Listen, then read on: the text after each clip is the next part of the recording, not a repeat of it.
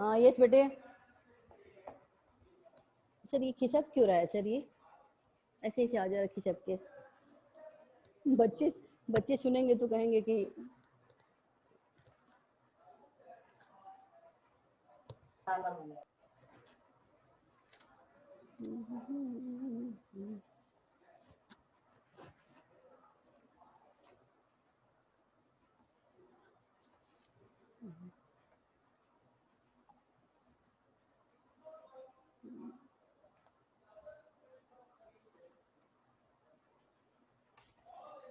Yes hello hello बच्चे। Yes ma'am. Okay audible है सब कुछ? Am I audible? Yes ma'am. Okay ठीक ठीक। तो where we were page number 96 है ना? ऊपर की 3 लाइनें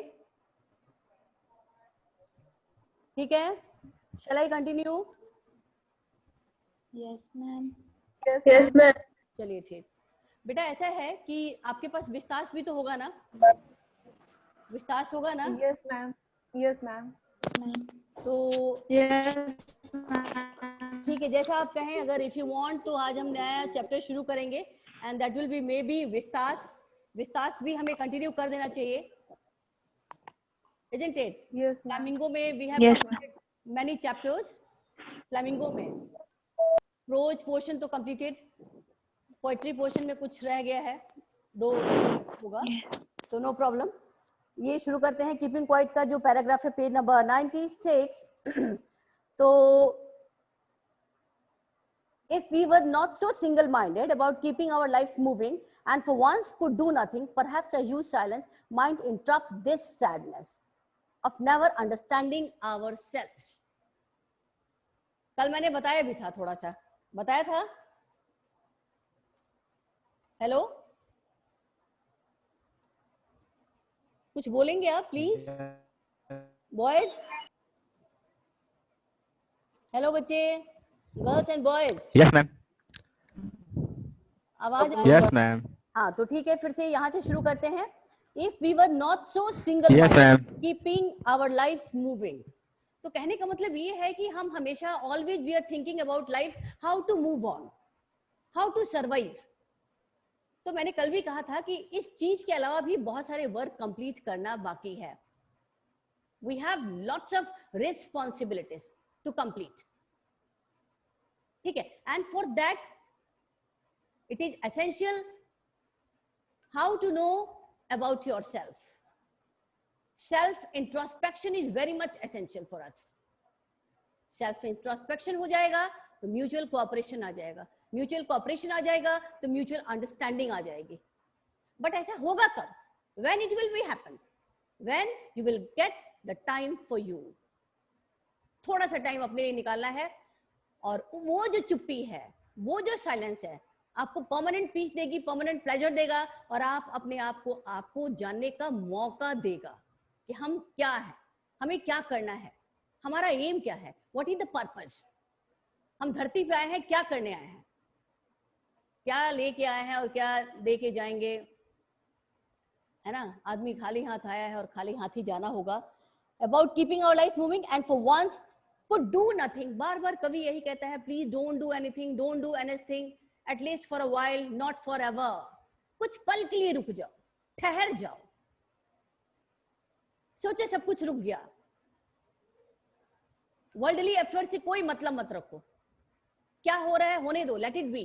कुछ भी हमारे हाथ में नहीं है, हमारे वश में नहीं है। जो चीज हमारे वश में है, जो चीज हमारे कंट्रोल में है, वो करना है, वो काम करना है। अब देखिए, might interrupt this sadness, perhaps a huge silence, perhaps a huge silence might interrupt this sadness.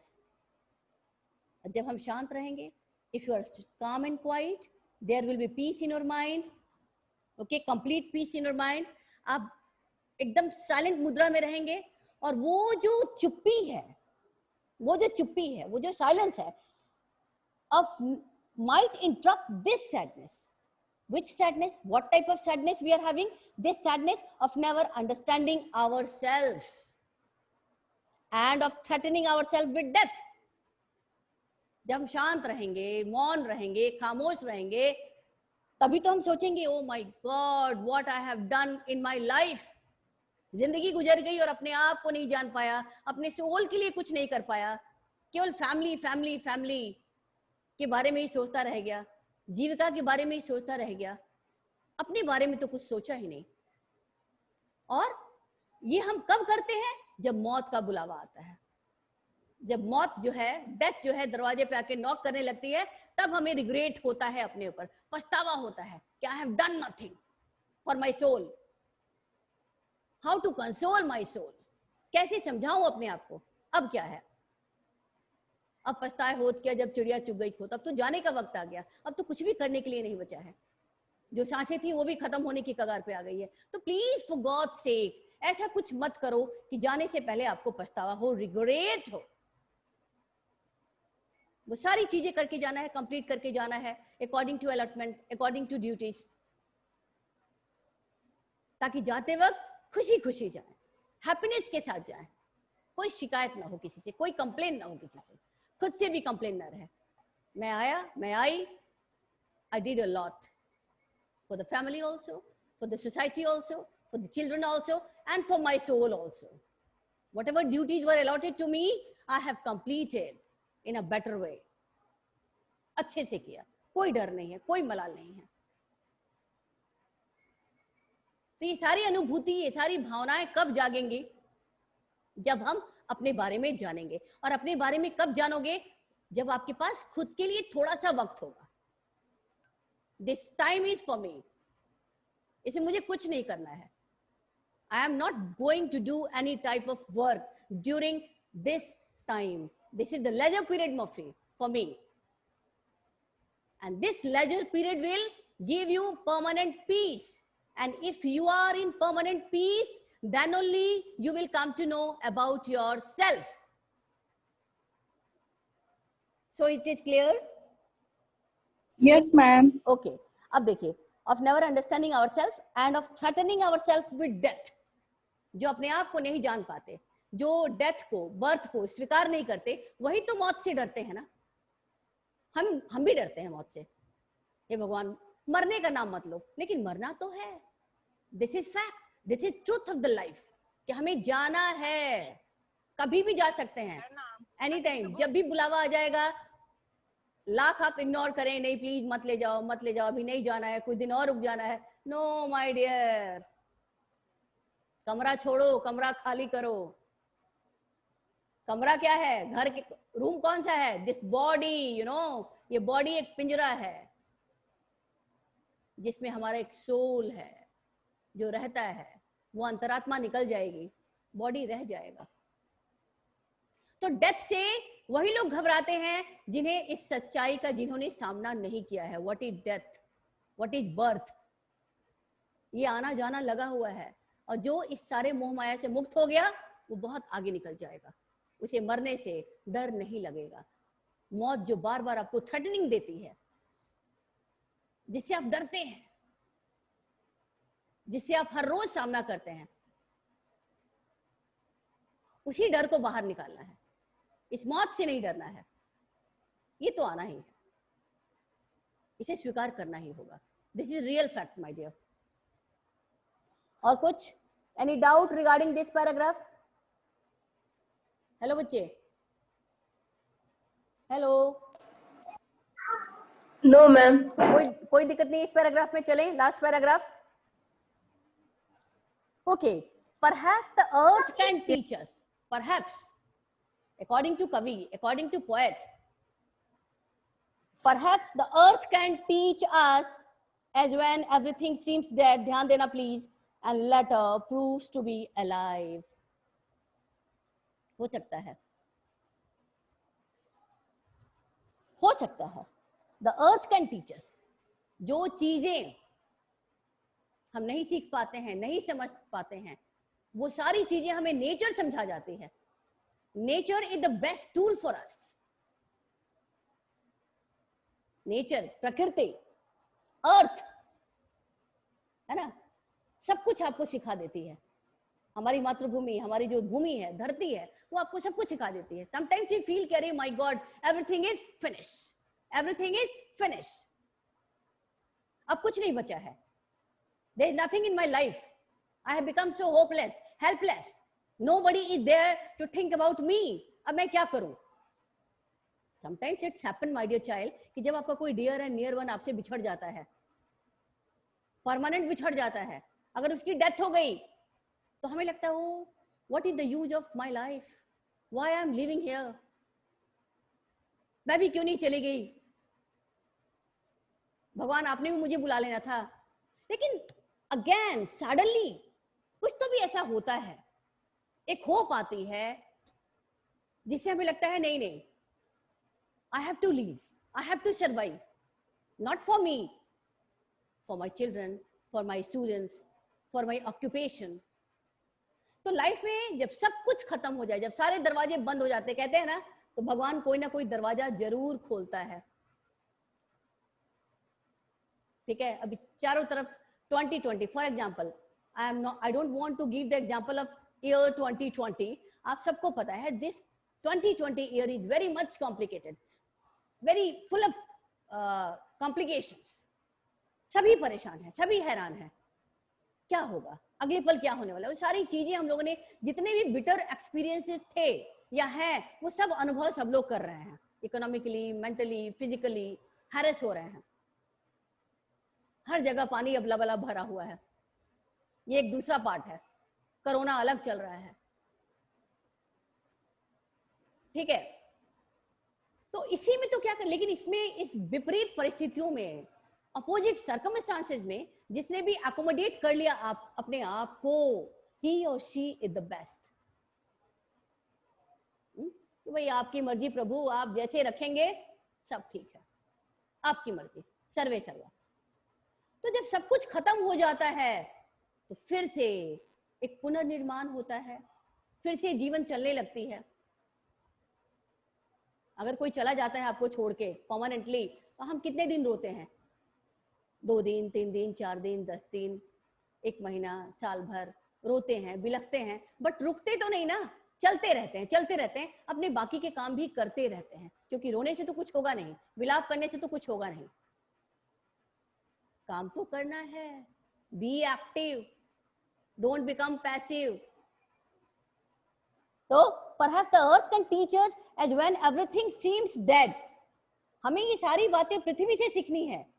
आए दिन इस पे आंधी तूफान है ना, भूमि स्खलन, भूस्खलन, धरती फट गई, कहीं से आग निकल रहा है, कहीं से कुछ निकल रहा है, कहीं बाढ़ आ गया. तो क्या हमारी धरती माँ कभी कंप्लेन करती है? कभी, शी नेवर कंप्लेन. ऐसा लगता है जैसे जीवन खत्म हो गया, लेकिन फिर से अगली सुबह होती है, उम्मीद की किरण जगती है, और फिर से एक नव निर्माण होता है कि नहीं है? फॉर एग्जाम्पल ऋतुएं, पतझड़, ऑटम, किसी को नहीं पसंद है, एकदम प्रकृति भी दुखी हो जाती है. बट ऑटम के बाद स्प्रिंग आता तो है, स्प्रिंग आता तो है, फिर से नेचर जीवित हो उठती है. तो स्प्रिंग का आना माने क्या है? Spring is the hope, spring is the hope for humanity. जैसे सुख के बाद दुख है, दुख के बाद सुख आना ही है.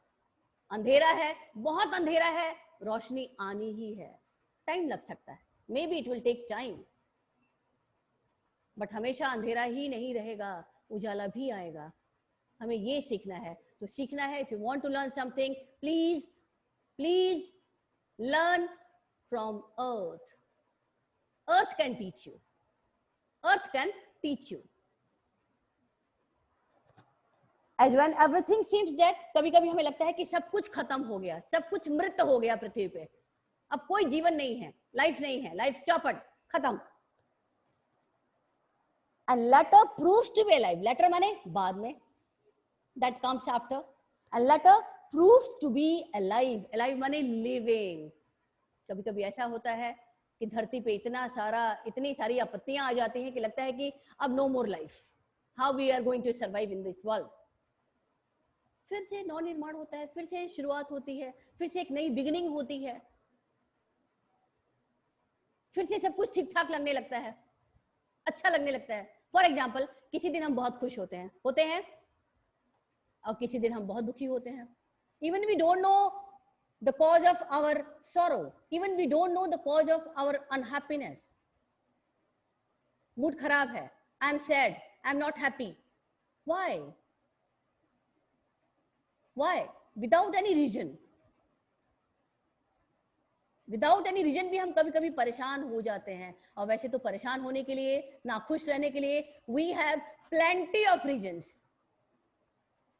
तो जिस तरह से हम नाराज होने के लिए, ना खुश होने के लिए ढेर सारे रीजन्स दे देते हैं, वैसे ही खुश रहने के लिए भी हमें ढेर सारे मीन्स को क्या करना होगा, सर्च करना होगा.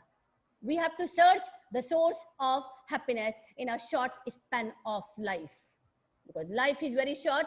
नोबडी नोज कब किसका बुलावा चला आएगा.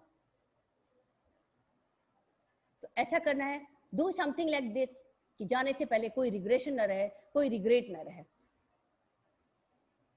तो and letter proves to be life. Now I will count up to 12. Now my time has come. I have finished my duties. Whatever duty was allotted to me, I have done. I have completed. Now I am leaving. I am going. I am leaving. माने क्या? अब मेरा role अदा हो गया, finish हो गया, complete. As you know very well, this life is what? Stage. ये रंगमंच है. And we people are the character. We are the character. सबको अपने अपने करेक्टर के हिसाब से काम मिला है और सारी भूमिका अदा करना. We have to play each and every role in our short span of life. कहीं teacher, sometimes I am teacher, I am wife, I am mother, है कि नहीं? I am daughter, I am बहू, I am sister. So we have to complete lots of responsibilities. इन तमाम चीजों के अलावा भी still there is a request from my side, from poet side, कि प्लीज ये सारी रिस्पॉन्सिबिलिटीज होने के बावजूद भी do something for your inner soul, satisfy your soul, console your soul. That will be very much beneficial for you. That will be fruitful for you. Now I will count up to 12 and you keep quiet and I will go. ठीक है? मेरी बारी खत्म, अब कोई नया आएगा. Okay? वो अपनी ड्यूटी को कंप्लीट करेगा. जो चला गया उसे क्या पता कि हमारे जाने के बाद क्या हो रहा है, क्या नहीं हो रहा है. जब तक जिंदा है तब तक हाय हाय लगी हुई है. जो चला गया, that is the last destination of the life. So I have finished my duties. मेरा बुलावा आ गया. I have to go. ना चाहते हुए भी मुझे जाना है. मैं चाहूं या ना चाहूं, मुझे जाना तो पड़ेगा. अगला आएगा, अगला आएगा, अगली अपनी ड्यूटीज को पूरा करेगा. Okay? And you keep quiet and I will go. Please keep quiet. Let me go. Let me go. मुझे जाने दो. And you please keep quiet. Don't shout. Don't cry. Don't weep. ये आने जाने के चक्कर में मत पड़ो. जो आया है उसे जाना है. Clear? As you know very much, what? Autumn means what? Autumn माने पतझड़. जब पतझड़ आता है तो लगता है अरे यार, what a boring. सब कुछ खत्म हो गया. Everything is finished. Everything is finished means what? सब कुछ जब खत्म हो जाता है, it means कुछ नया होने वाला है, कुछ नया होगा. ये सोचना है, ये होप रखना है कि ईश्वर जो करते हैं, जो भी करते हैं, उसमें अच्छाई छुपी हुई है. कुछ ना कुछ तो अच्छा ही होगा. Think positive, be positive, have some time for you, think about yourself. Self introspection, self realization, self assessment is essential for us, for me, for you and for everyone. and for everyone.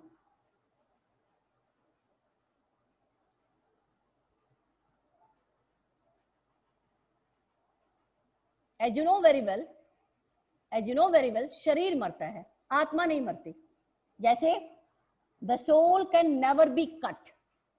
The soul can never be cut into pieces by any weapon,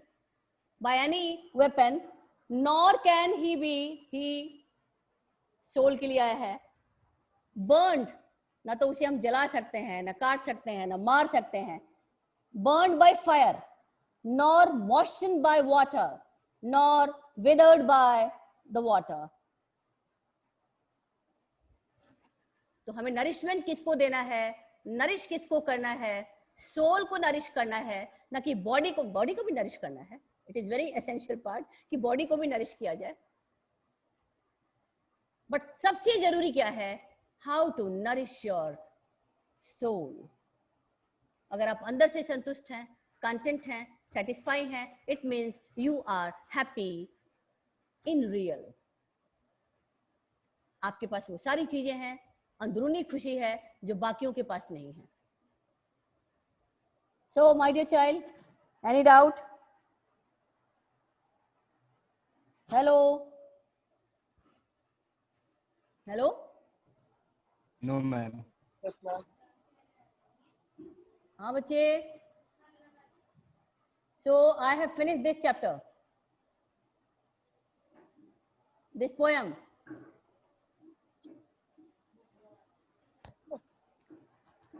बेटा बोलो कुछ. Yes ma'am. हाँ बच्चे. If you want to ask any question, you can put question, or I will start. Shall I start a new chapter?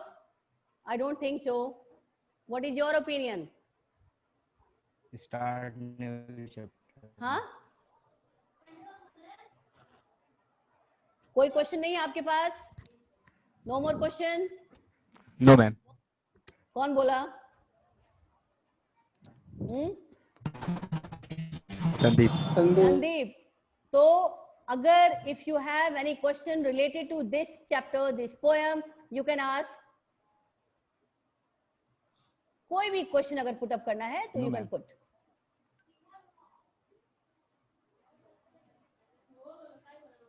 Okay, very good. अच्छी बात है.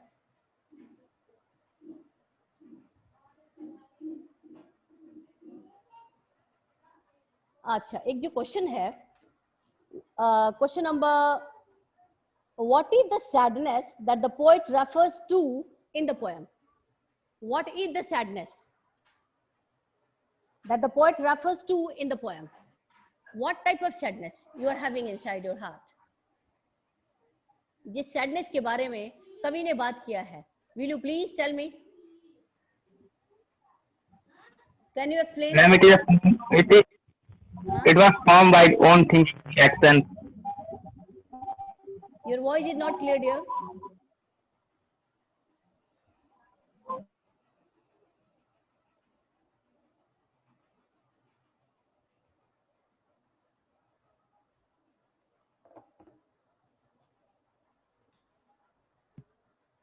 What symbol from nature that the poet invoked to say that there can be life under apparent stillness? So keeping quiet we have finished. An elementary school classroom in a slum we have finished. My mother at 66 we have finished. है ना?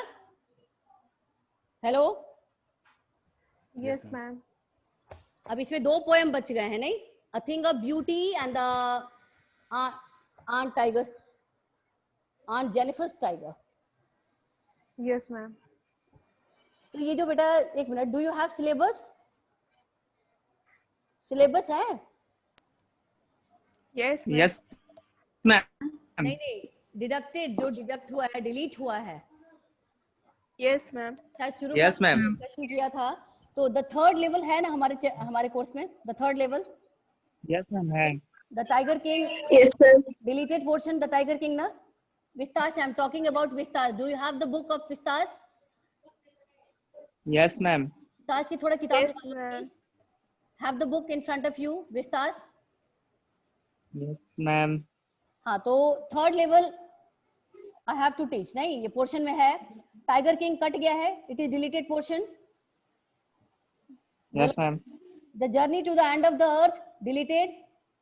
Yes, ma'am. Yes, ma'am. Third level है कि cut गया है? Third level Ma'am है है। अच्छा ठीक। एनिमी है? Yes, ma'am. भी पढ़ना है। Should wizard hit mommy Yes, ma'am. On the face of it पढ़ना है। Yes, ma'am. And Evans choice and O level test है ना हमारे में? Yes, ma'am. Memories of childhood deleted portion हो गया, नहीं? Yes, ma'am. इतना अच्छा चैप्टर हटा दिया, बताओ। Page number, lesson number. तो मुझे ऐसा लगता है बेटा, if you don't mind, I want to start this chapter the enemy.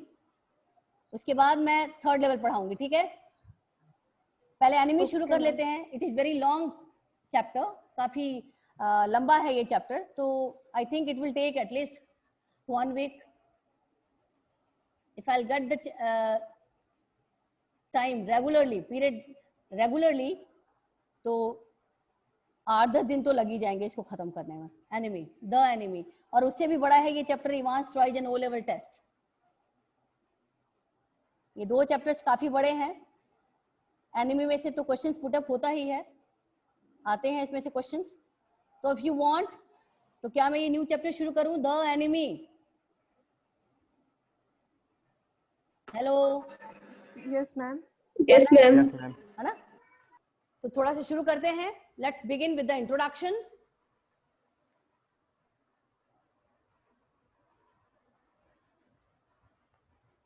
Yes, enemy.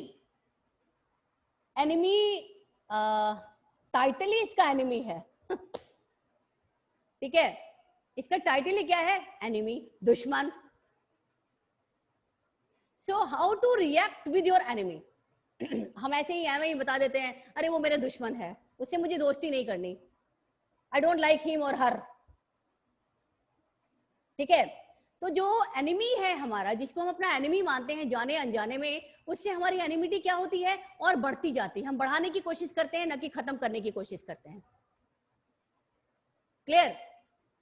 तो हियर यहाँ पे एक जो करेक्टर है, the character of the chapter is सदाव। कौन है? सदाव।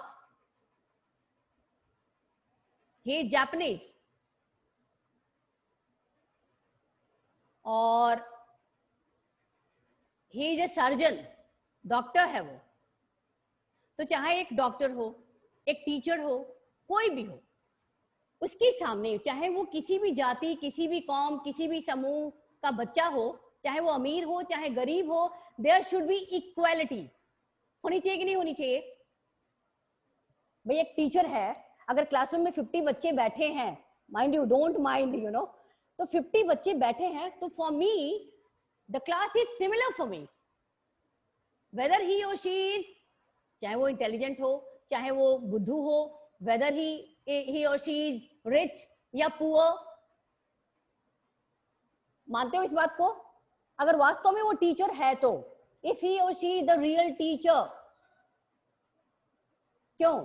तो उसके लिए वो पूरी क्लास क्या होगी? समान होगी। लेकिन आप लोग हमसे ज्यादा जानते हैं, बहुत सारे टीचर्स ऐसे होते हैं हमारी बिरादरी के, मतलब हमारी टीचर अपने आप में क्या है? एक ग्रुप है, एक समुदाय है, एक बिरादरी है। उसमें कोई जाति और संप्रदाय नहीं काम करता है। करता है क्या? हेलो बेटा। No, ma'am.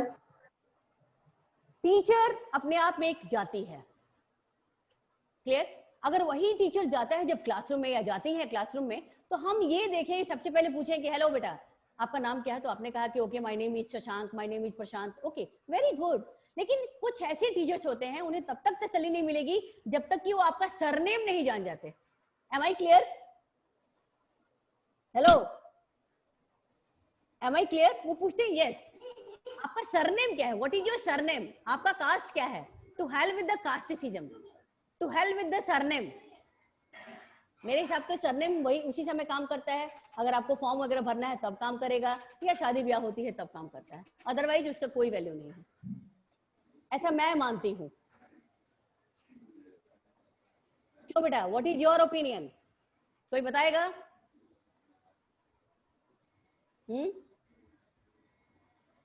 सब शांत हो भाई, क्या बात है? Yes, ma'am. You are right. You people are, I think so रहे हो। मैम ये नो मैम, यह एक लंबा प्रोसेस हो जाएगा, हम इस पे ना डिस्कस करें तो बेहतर ना है। डिस्कस करें तो अच्छा है। तो कहने का मतलब ये है कि टीचर जब क्लास में जाए, चाहे वो डॉक्टर हो चाहे वो टीचर हो, अगर वो उसको अपनी ड्यूटी करनी है, परफॉर्म करना है विद लॉयल्टी, विद ऑनेस्टी, तो उसे भूल जाना है कि कौन हमारा मित्र है और कौन हमारा दुश्मन है कि नहीं है? Yes. Am I correct? तो यहाँ पे जो Yes, करेक्टर है, Yes, ma'am. यहाँ पे जो करेक्टर है Sadao, mister Sadao, he is Japanese, और उसके दरवाजे पे एक अमेरिकन सैनिक, जिसको कि समुद्री लहरों ने उठा के फेंक दिया था, किसके दरवाजे पे?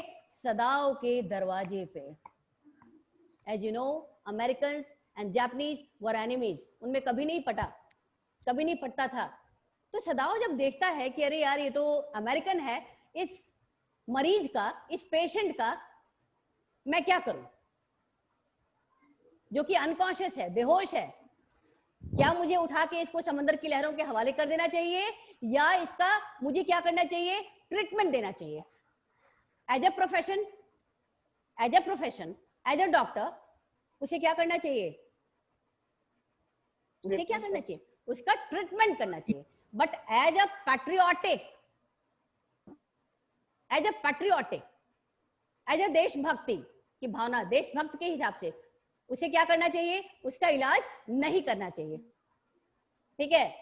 तो जो हमारा प्रोफेशन है उसमें हमें यही सिखाया जाता है कि किसी के प्रति कोई भी हमें क्या कहना चाहिए? पार्शलिटी नहीं करना है।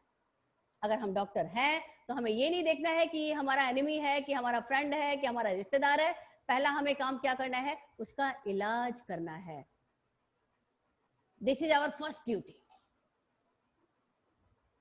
क्लियर? तो सदाओ, Yes, ma'am. हाँ, सदाओ is the main character of this chapter and the chapter name is the enemy. Enemy इसीलिए रखा गया है, क्यों? इसका नाम, इसका title, this title of the chapter is quite appropriate. It is suitable for this lesson. देखिए, the enemy, Pearl S. Buck. It is the time of the World War. An American prisoner of war is washed ashore in a dying state and is found at the doorstep of a Japanese doctor. As I told you, एक American prisoner है जो युद्ध से भागा हुआ कैदी है, और वो सदाओ के दरवाजे पे आके पड़ा हुआ है। समंदर की लहरों ने उसको उठा के, जैसा कि सदाओ का जो घर है बिल्कुल समंदर के तट पे है, समंदर के किनारे है, तो ये बेचारा जो वार से भागा हुआ है, युद्ध से भागा हुआ है, वो कैदी उसके दरवाजे पे अनकॉन्शियस अवस्था में पड़ा हुआ है। Found at a door step of a Japanese doctor. Should he save him as a doctor और hand him over to the army as a patriot? आपसे क्वेश्चन पुट अप करता है राइटर, क्या भाई, क्या उसको एज अ डॉक्टर उसका treatment करना चाहिए, इलाज करना चाहिए, या फिर उसको hand him over to the army as a patriot? या फिर सदाओ को एज अ पैट्रियट उसे उठाना चाहिए और अमेरिकन आर्मी को सुपुर्द कर देना चाहिए? जब आप ये लेसन पढ़ेंगे तो आपको समझ आएगा। क्या समझ आएगा? कि व्हाट ही हैज डन, कौन सी ड्यूटी को उसने परफॉर्म किया, पैट्रियोटिक का ड्यूटी निभाया या डॉक्टर का ड्यूटी निभाया। अब देखिए, doctor Sadao, Hoki's house, as you know that doctor Sadao as a profession, he was a surgeon, he was a doctor. Dr. Sadao Hoki's house was built on a spot of the Japanese coast. Coast माने तट पे, जो उसका घर है कहाँ बना है? He was a Japanese, समंदर के किनारे बना है। Where as a little boy he had often played. जब वो छोटा बच्चा हुआ करता था, अपने चाइल्डहुड की बात बता रहा है कि जब मैं छोटा था तो हमेशा यहाँ पे क्या करता था? अक्सर खेला करता था। The low square stone house was set upon rocks. इसका घर कैसा है? स्टोन का बना है, चौकोर है।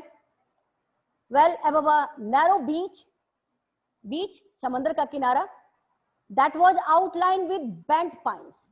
घर है बिल्कुल समंदर के तट पे, और चारों तरफ से पाइन के पेड़ हैं। पाइन माने चीड़ का पेड़। पाइन चीड़ का पेड़ है, कटीला पेड़ होता है, उसके पत्ते बड़े कटीले होते हैं। तो चारों तरफ से पाइन्स के बड़े बड़े पेड़ दिखाई दे रहे हैं। किसके घर के सामने? सदाव के घर का जिक्र है। बेंट पाइन्स, बेंट माने झुका हुआ। As a boy Sadao had climbed the pines. जब सदाव छोटा बच्चा था तो इस पाइन्स पे चढ़ा करता था, चीड़ के पेड़ों पे चढ़ा करता था, supporting himself on his bare feet, on his bare feet as he had seen men do in the South Seas when they climbed for coconuts. आए दिन वो बच्चा क्या करता था, जिसका नाम सदाव है, वो भी इस कोकोनट के पाइन्स के पेड़ों पे क्या करता था, चढ़ जाया करता था। लाइक साउथ इंडियन पीपल जो कोकोनट वगैरह तोड़ने के लिए ऐसे ही नंगे पांव जो है बेयर फीट होके उस पे चढ़ जाया करते थे। They were very much expert, skill था उनके अंदर कि बड़े बड़े पेड़ों पे कैसे चढ़ जाना है भाई। coconut. His father had taken him often to the island. His father, he's referred to Sadav. His किसके लिए है? सदाव के लिए है। हाँ, his father had taken him often to the island, द्वीप जो चारों तरफ से पानी से घिरा हुआ है, island of those seas. सदाव के पिता क्या करते थे कि उसकी उंगली को पकड़ के हमेशा उस समंदर के पास ले जाया करते थे, जहाँ पे आइलैंड है वहां पे ले जाते थे, और क्या कहते थे? And never had he failed to say to the little brave boy. brave boy किसके लिए आया है? brave boy refer to सदाव के लिए, ठीक है। brave boy at his side. हमेशा वो अपने छोटे से बच्चे को, जो कि उनकी नजर में काफी ब्रेव था, काफी इंटेलिजेंट था, अक्सर कहा करते थे, क्या कहा करते थे भाई? Those islands yonder माने जो सामने है। See that island, उस आइलैंड को देखो, इस टापू को देखो, इस द्वीप को देखो जो बिल्कुल तुम्हारे सामने दिखाई दे रहा है।